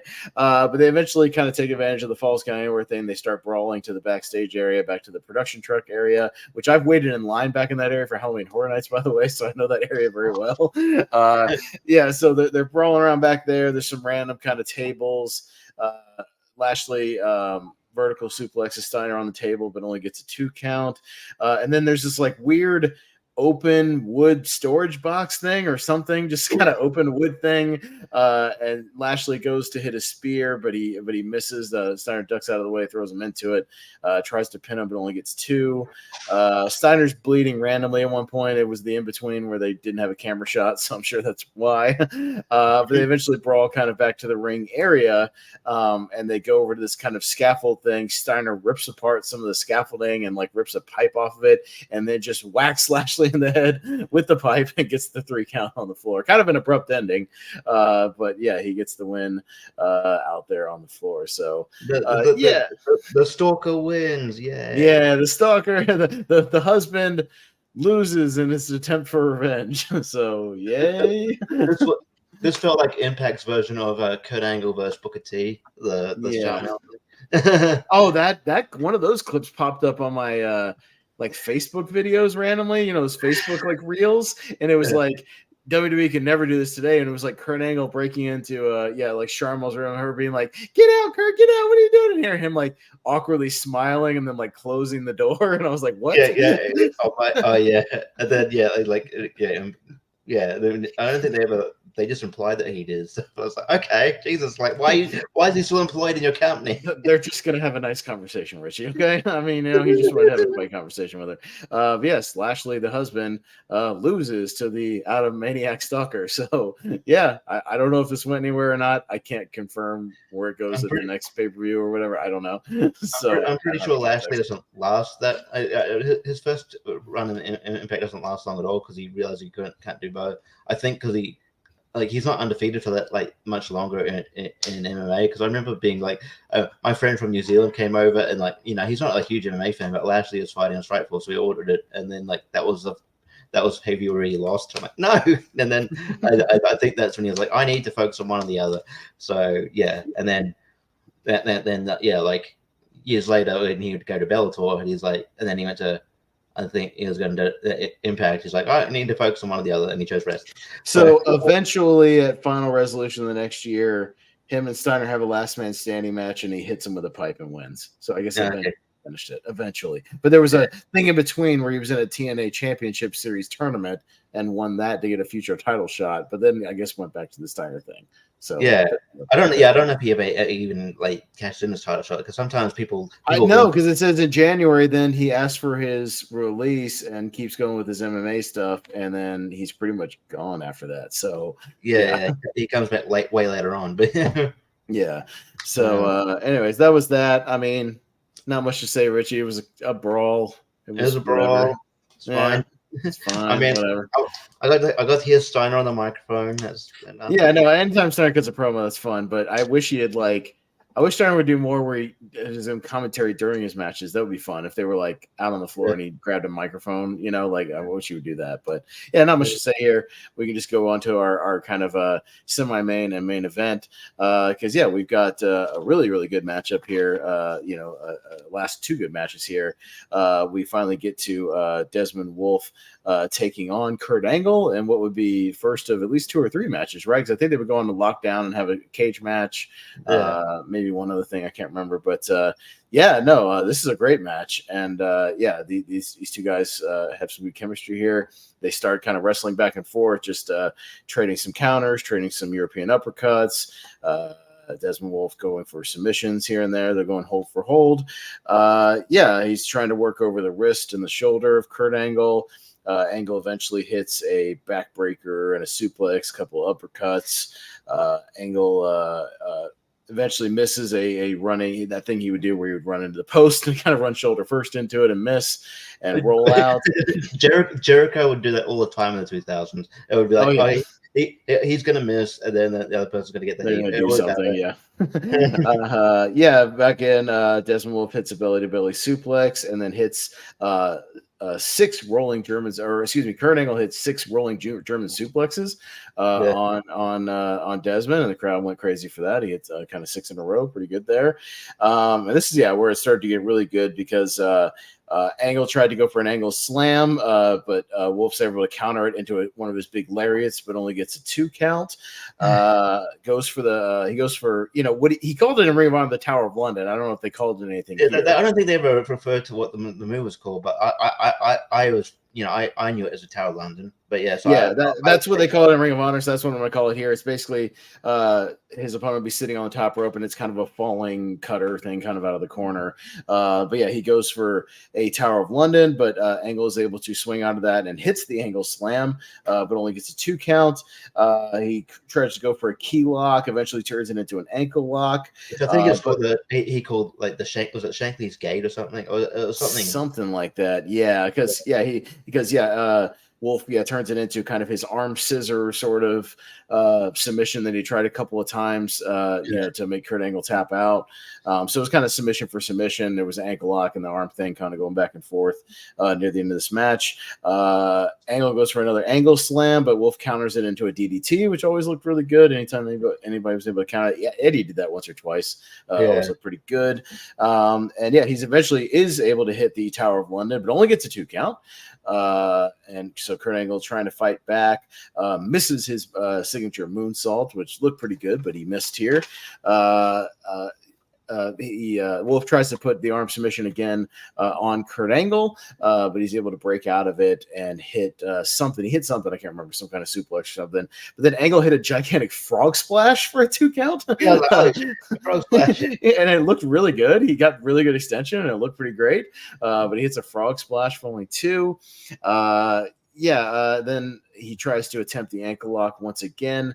Eventually kind of turns it into a cross arm breaker, so he's trying to several submissions, and then he turns it into and locks on his legs and a triangle choke, and Desmond Wolfe taps out of the triangle choke very quickly. So a couple series of submissions there, but he finds one that works, and Kurt Angle's able to submit Desmond Wolfe. This is a great match, Richie. I was glad I got to see one of these because I'd heard a lot about these matches, and this is pretty great. Yeah, they have great chemistry. This match rules. And this was like, I would go back to watch like Nigel McGuinness matches, but this was sort of my first big exposure to Nigel McGuinness through Desmond Wolfe and stuff. But this is he was great. This is fantastic. He's another guy. He doesn't stay around in Impact that long, unfortunately. But if he was able to, he'd probably they could have put the title on him. This was a fantastic match. Great technical match, and I think on paper this is a great first match for Nigel McGuinness to have. It's like, yeah, he matches up really well with Kurt Angle, so it makes yeah. No, I was familiar with him in Ring of Honor because I was really into Ring of Honor and like kind of indie wrestling in general at this time. I kind of shifted from WWE, TNA to like Ring of Honor and CZW, all these indie promotions, PWG. So yeah, I was real familiar with Nigel from there. Yeah, him and Bryan Danielson had some amazing matches in Ring of Honor. If you can get a hold of any of them, one of them, I swear, Nigel hits the most brutal lariat I've ever seen on Bryan Danielson and fucking just takes his head off. It is ridiculously brutal. The one where he used to do the kind of setup where he'd kind of bounce into the ropes, underneath the ropes, and then come back with the lariat. Like it was really like that John Moxley does sometimes. Sort of, yeah. That kind of lariat. He used to do that, and it was absolutely gross. But yeah, him and Danielson had a great series of matches there. So yeah, I really like Nigel. I think he had a match with.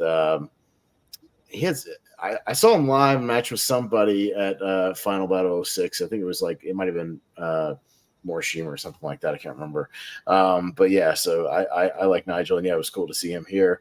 I think he still looked really well. So yeah, great match, and one of two really good matches here at the end. We get a quick kind of we get some promo videos and whatnot. Samoa Joe cutting a promo, kind of setting up this three-way about somebody's been attacking AJ in the back kind of before this match, attacking him over and over again. Joe, is trying to do some psychological warfare, telling AJ that he thinks it's Christopher Daniels, turning on him and attacking him, and Daniels is kind of denying it, but not really. He's like denying it, but not really denying it. He's kind of like, they're sort of playing that angle of like, yeah, but I kind of made you, no, I made you, none of you. And Joe is just kind of in the middle going, yeah, well, I'm going to beat both your asses, so I don't care. Mm-hmm. Kind of like what he does right now in AEW. Like, I don't care. I'll just beat both your asses.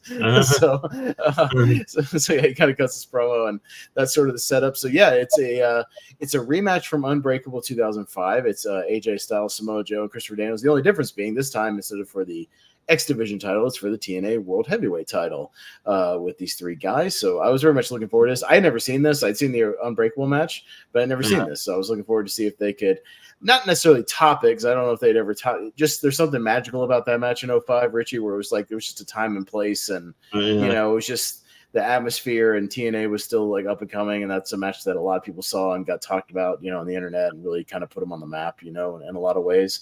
So it's just one of those things that can't be like replicated per se, but a hell of a match here. These guys are still all great wrestlers here in 09.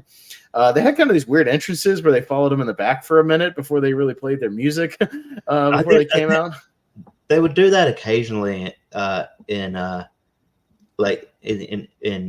WWE as well, on an off occasion. But yeah, I don't know. I guess it's something that we're experimenting. But yeah, it was awkward. I thought it kind of killed the momentum of what they were going for, as opposed to just bringing these three guys out and then doing the intros. But regardless, we get them out here and we get things started. We start out with Daniel sucker punching AJ kind of at the beginning, but then AJ firing up on both guys. I got a lot of notes for this one, so bear with me. I was going to say, I don't know how you kept up with it. I was writing as fast as I could. I swear there was a lot of shit that happened. It was 20 minutes, but my God, did they cram a lot in 20 minutes. So I'll do my best. Yeah, I'm sure I'll miss a spot here and there, but I wrote down a lot of it. So, eventually Joe kind of hits his running avalanche and his Inseguri, which always looked brutal every time he did it. And he can still do that today, and it looks great. The little Inseguris he would do in the corner. Daniel cuts off both the guys with some ground combos and some drop kicks. AJ hits his big flip drop kicks on both guys. Joe's striking in the corner on Daniels over and over again, kind of these machine gun punches and chops. He punts AJ in the face and then knees Daniels for a 2 count. Let's see. Joe hits some knees, hits a knee drop on AJ. Let's see. Losing my place here. Joe does a submission where he's got like a back bridge and an Indian deathlock kind of a thing on AJ, but it is unable to get it. Daniels breaks it up. Daniels goes to work on AJ's neck. He's kind of doing that weird thing that wrestlers do where it's like the neck breaking move thing. I don't know what that trying to accomplish. Are you trying to kill him? Like because in movies or Mortal Kombat, like that's a death. That's how death occurs. Yeah, I don't. Okay. I guess you want to.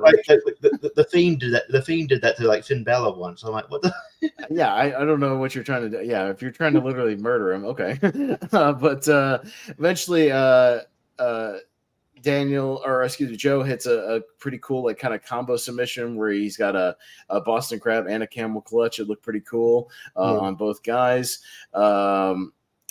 Joe catches Daniels with one of his corner Uranagi thing he would do, and then he hit two absolutely brutal face washes and boots on AJ and Daniels, and damn near booted him right out of the fucking ring. It looked disgusting. He does his little drop kick senton combo and hits both of those guys. So Joe kind of dominating here.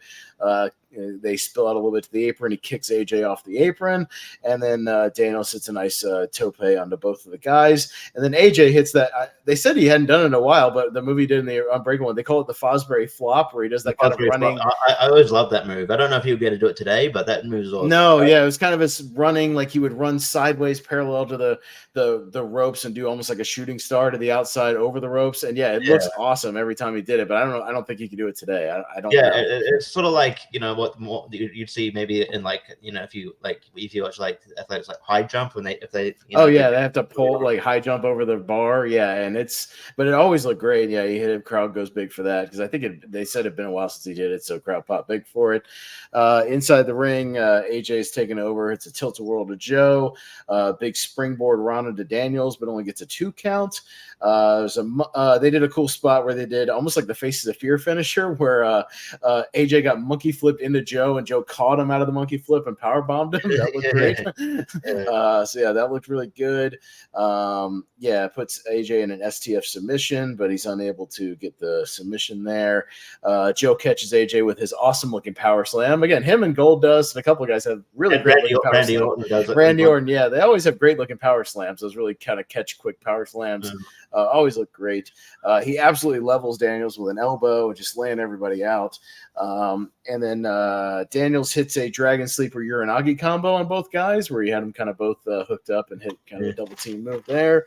So again, really fast-paced action, but all these guys hitting stuff all over the place. This is where we got one of several Hogan chants. We got a screw Hulk Hogan chant at one point because it's kind of a counter, what they were seeing in the ring. That's what they wanted. They did not want Hulk Hogan. That they knew we're not going to get as much of this if we're not going to get this in the main event if Hulk Hogan comes in.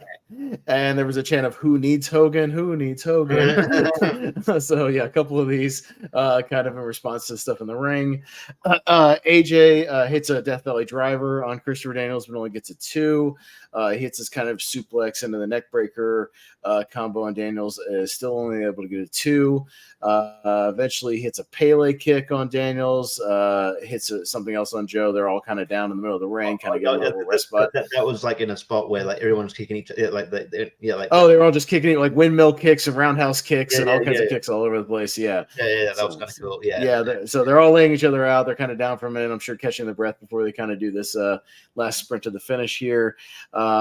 Eventually AJ's kind of working over both guys. He hits his big phenomenal springboard forearm to Joe, but only gets 2. This was around the time that we now know it as a finishing move, but it was just a transition move. It was just a transition move, but it's what they call the phenomenal forearm now. But he hits that, only gets a 2. He tries to roll up Joe and a Rana for only 2. He does, man. I wish he would still do the. I don't know exactly what he called it, but the kind of acai DDT, like the little springboard backflip into the DDT. Like I always loved when he would do that. It was always great. The springboard like Scorpion Death Drop type thing. I miss when he would do that, man. I love that move, especially when he would hit it just proper. It always looked great. He pulls it out sometimes, but he does it occasionally. But he can still do it. But he just does it. He does it sparingly. Right. But it always looks really good. That almost could be a finish. It's finishing. Oh no, it would totally work.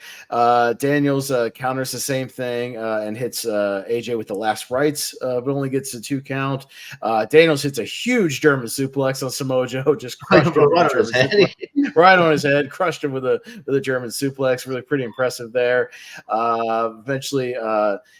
Joe was able to actually hit a muscle buster on Christopher Daniels, but AJ broke it up just before the 3 count. Joe does his kind of rolling cradle thing where he's kind of got him hooked with his legs and they're rolling around the ring, and eventually stops and only gets a 2 count. AJ does a giant kind of windmill roundhouse kick on Joe, but Daniels hits an enziguri to break everything up. He goes for a Styles Clash. They're all kind of trying to hit each other's moves here. Daniels tries to hit a Styles Clash, but it gets broken up. AJ goes for the Angel's Wings, but Daniels again goes for a clash, but Joe breaks it up. There's a high low to Joe where one guy goes high, one guy goes low, which they did as a tag team that the announcers point out. And then they had a moment where like, hey, that we did that. Should we? Yeah. Hey, we used to do that together. Hey, and then they kind of keep going to work on each other. But yeah, they both go to the top rope, eventually kind of make their way to the top. But Joe chops AJ off the top onto the floor. That looked brutal. That was like, he just, oh my God, he chopped the shit out of him and just fell in the apron. Oh my It was God. very, very loud. But yeah, Daniels is able to hit the running STO to Joe, and then he hits the best moonsault ever, goes for the cover, but AJ off the rope, springboard 450 onto the pile, rolls Daniels off, is able to get on top of Joe, and he gets the 1-2-3 and steals the pin out from under Christopher Daniels, and he retains his heavyweight title. Holy shit, a lot happened in this match, but it was great. It was a really good match. But yeah, these guys are going 100 miles an hour. I don't know how you'd expect them to screw up something at some point, but everything looked amazing in this match. They don't at all. Everything looked great. They were on time with everything. Everything looked brutal. A lot of high-flying stuff. So, yeah, I mean, I think, again, that Unbreakable match just has that extra magic to it, to make it like a 5-star. But this is a pretty damn good match. So, I mean, a hell of a rematch for what it was. They had a lot of expectations, and it's a great main event. Richie, what do you think? No, great main event. And it also shows the kind of the the elevation of like just them compared to like 2005 in the sense that like these guys, not only these guys are to the point where they can wrestle for the world title, and we're going to main event the show. So yeah, it is really good. But yeah, I think the Unbreakable match it can't be beaten because it's just like place and time, and I don't think people knew how good AJ was, I think, but we didn't appreciate maybe how good we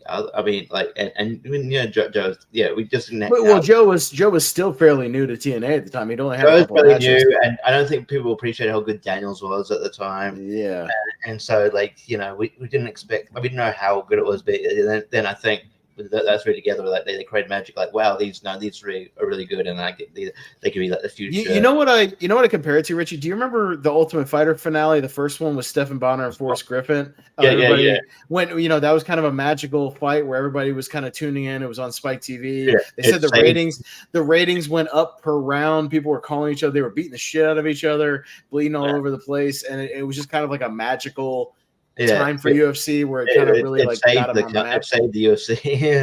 They were kind of going out, and like everybody like took note of it. Everybody was talking about it on the internet the next day. Like that Unbreakable match, like we talked about. I remember going on hearing so much about it, like the day, the time after that, I went on eBay and found a guy who was like burning DVDs of it just to see it, because this is before I could find it online or order or whatever, like by myself on the internet or something. So I had to get like a burned DVD, but I think I still have it actually somewhere. But yeah, I remember that because it was just one of those things where everybody talked about it, like lit up the internet, and everybody, it was like, you have to see this, you have to see this. So it's just that magic. So this one doesn't have like those circumstances to be like a better match. It just doesn't. Like there was just something magical, like everything kind of came to it and really kind of epitomized everything that everybody kind of loved about like early TNA, around that time. But this is still great. And again, when you look into the context of what's about to happen to TNA, it's like, oh man, this is kind of a final hurrah to like what's to come. I'm glad we got this rematch out of the way, out of the way before we, and it's all ruin everything.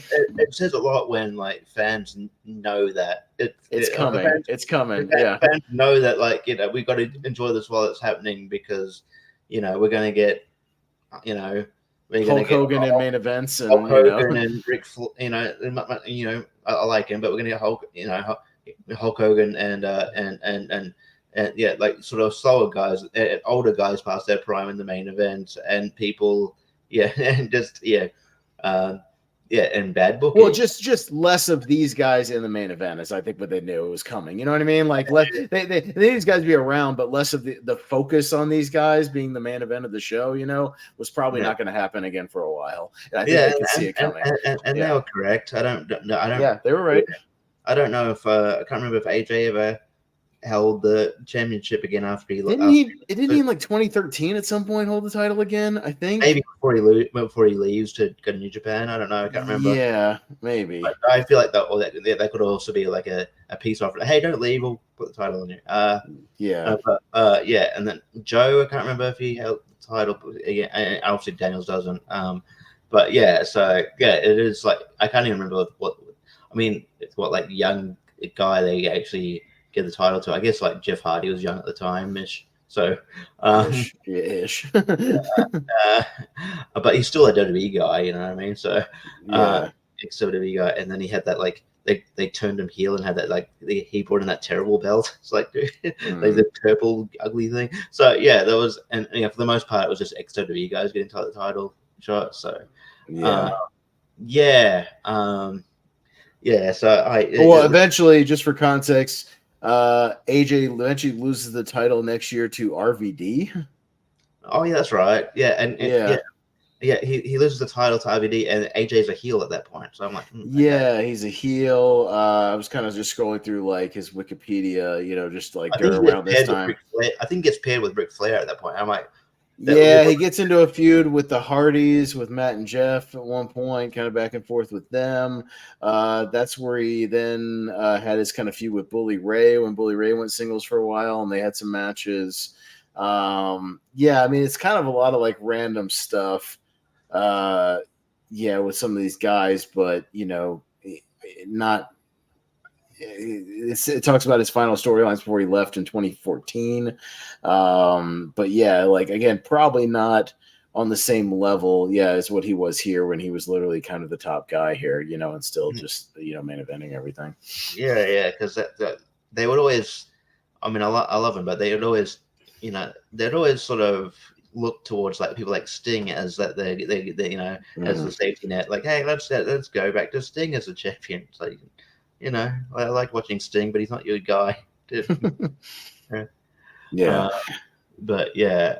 Because in 2014, 2015, he returned to some various. He ended up doing like a bunch of indie promotions, a bunch of one shots. Some stuff in IWGP, Rev Pro, even some stuff in Jakara. He was kind of bouncing all over the place for a little while. And eventually hit New Japan. Had some of his matches with. I remember seeing that stuff with Devitt and some of those things he would do over in New Japan. Pretty good stuff with Okada, things like that.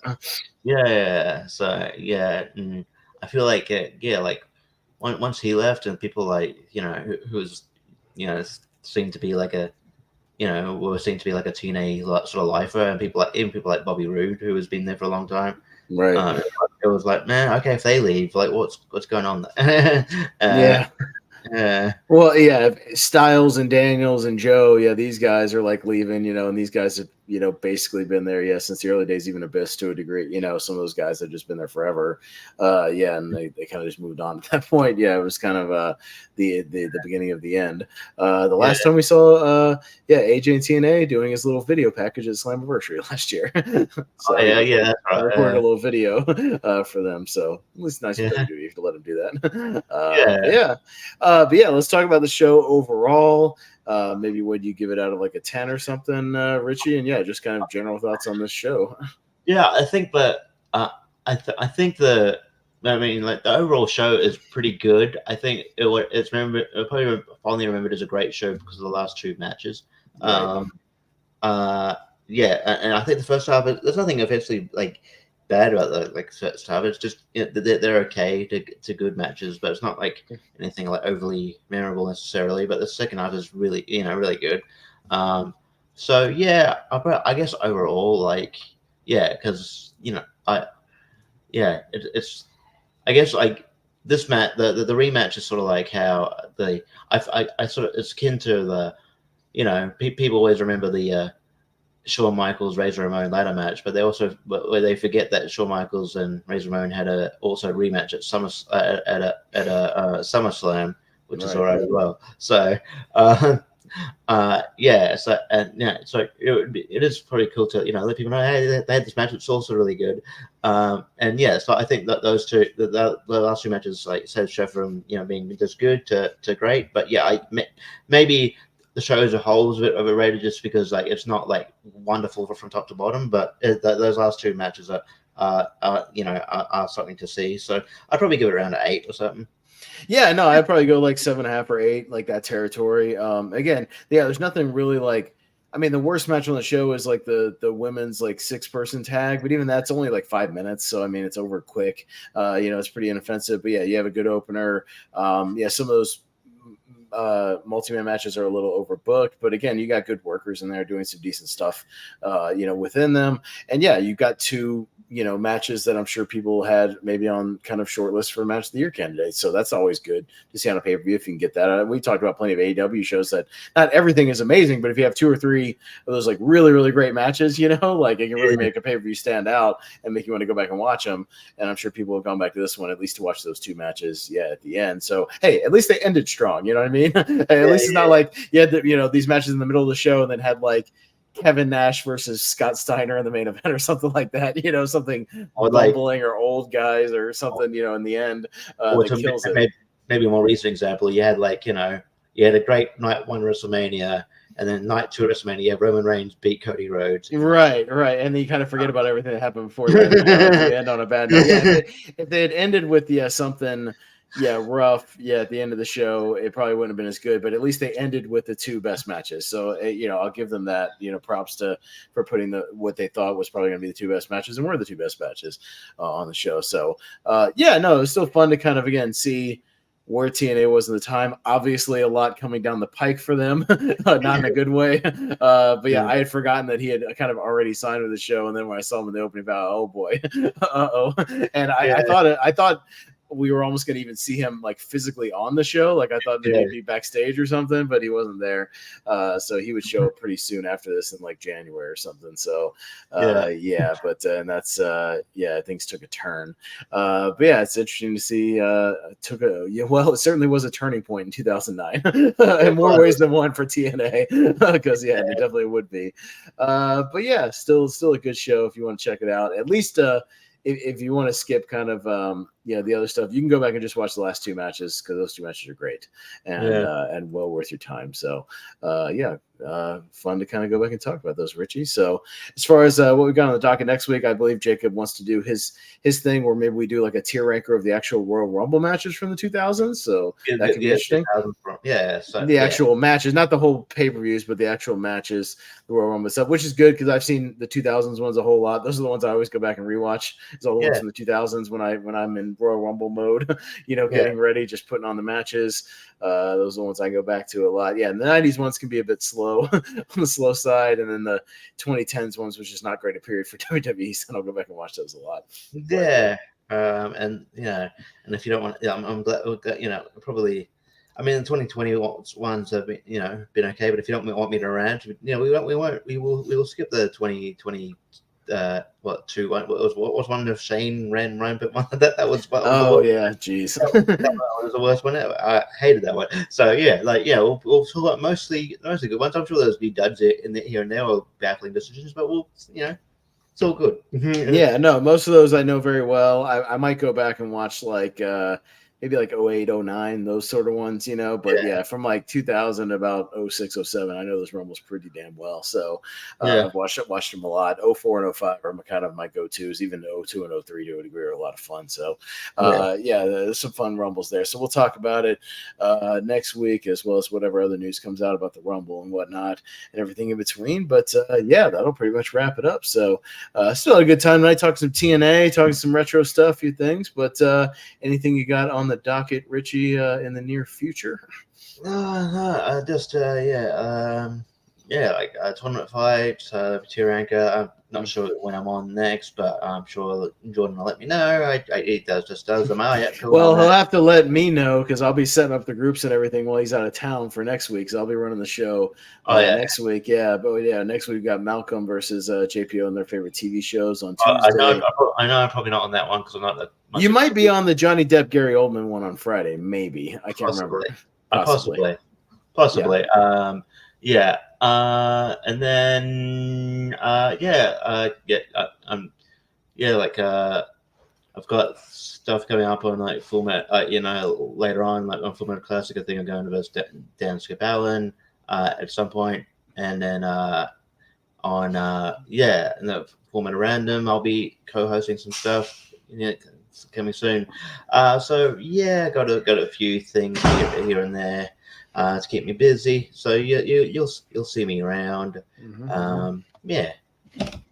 Yeah, totally. And I do know where you are going to be, at least on the channel Sunday night. And me, you, and JPO will be on this channel at normal time for Seen and Heard Sunday night, 9 p.m. Eastern, doing our top 12 worst of the year podcast. Yeah, right, roundtable. Yeah, me, you, and JPO will be on here talking some garbage because we like to punish ourselves and to watch bad movies. We have a good time watching them sometimes. And maybe we'll work in that news about David Gordon Green being now gone from Exorcist Believer, because that movie might pop up on some of our lists. So we can talk about that on Sunday night. But yeah, so that's where we'll be Sunday night. Like I said, those 2 tournaments we got next week, I'll be running the show. Jordan will be out of town. So we'll be doing those tournaments. That should be fun. And then we're gearing up to our end of the year. A lot of our 2023 stuff. We'll have our 3-part tournament starting the week of the 22nd. And then the Sunday, the 28th, we'll be doing our actual top 12 best of the year podcast. And Richie, you'll be on there with us for that too. So talking about our top 12 best of the year. Hopefully you'll get to see a couple more movies before the show. I've seen one recently that might make my list. Okay, we'll talk about it off air. We'll see, but yeah, we'll tease that for later. So, so for the other guys, hopefully they'll be back next week. We'll do that Royal Rumble thing. For Richie, thanks for joining me. And Tony Khan wants to come in and give us a quick announcement. Jinder Mahal is not all elite.